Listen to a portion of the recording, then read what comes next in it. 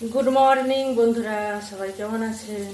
আশা করি ভালো আছেন। আর আজকে আমি সকালে সকালে রান্না বসিয়ে দিয়েছি, কেননা কর্তা বললো যে আমি একদিন নিয়ে যাব, তাই রান্না বসিয়ে দিয়েছি। চলুন কি রান্না করছি আজকে দেখায়। তো আমার রান্না এই দেখুন বন্ধুরা, এখানে ভাত বসিয়েছি আর এটা হচ্ছে উচ্ছে ভাজা। দেখুন পুরো কম তেলে উচ্ছেটা আমি ভাজার চেষ্টা করছি, যতটা পারছি এখন তেল কম দিয়ে রান্না করার চেষ্টা করছি।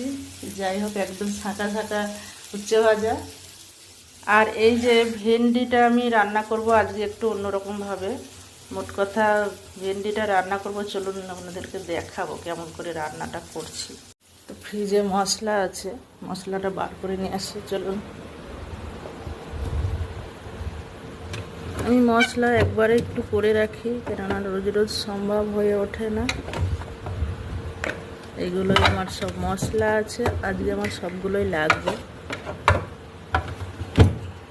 এই যে আমার মশলা, চলুন এই যে আমার মশলার কৌটো। এই যে আমার মশলা, এটা আদা জিরা লঙ্কা একসাথে বেটে রেখেছি। এটা হচ্ছে সর্ষে বাটা, এটা কাঁচা লঙ্কা বাটা, এটা পোস্ত বাটা। তো আমার আজকে এই কটা সবগুলোই লাগবে। তো চলুন ভেন্ডিটা আমি রান্না করছি, একটু আপনাদেরকে দেখাই। যদি ভালো লাগে আপনারা এরকমভাবে করতে পারেন। আমি জানি অনেকে এইভাবে করেন না। তো এই যে নুন দিয়ে দিলাম আমি ভেন্ডিটার মধ্যে, হলুদ দিয়ে দিলাম, আর দেবো একটুখানি আদা জিরা লঙ্কা বাটা, এটাই দেবো। ব্যাস, আর কিছু দেবো না। এটা একটু ভালো করে মাখবো। কড়াইতে মাখা হয়ে যাবে আমার, এখন না মাখতে হাত দেবো না। মোট কথা আমি এটা আমার উচ্ছেটা ভাজা হয়ে গেছে বন্ধুরা, উচ্ছেটা তুলে নেব। উচ্ছেটা তুলে নিয়েছি, আমি সামান্য একটুখানি তেল দেব। এবার আমি এই যে ভেন্ডিটা একদম ঢেলে দেব। একটু নাড়ানাড়ি করতে হবে, মশলাগুলো যাতে মিশে যায়।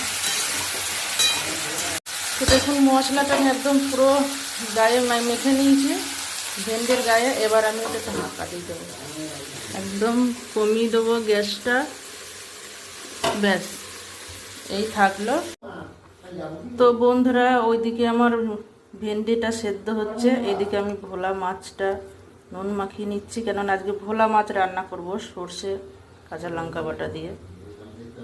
তো এটাকে এখন নুন হলুদ মেখে রাখছি। এদিকে ভেন্ডি আমার সেদ্ধ হচ্ছে, একটু সেদ্ধ হতে টাইম লাগবে। তো চলুন, মাছটা নুন হলুদ মাখা হয়ে গেল,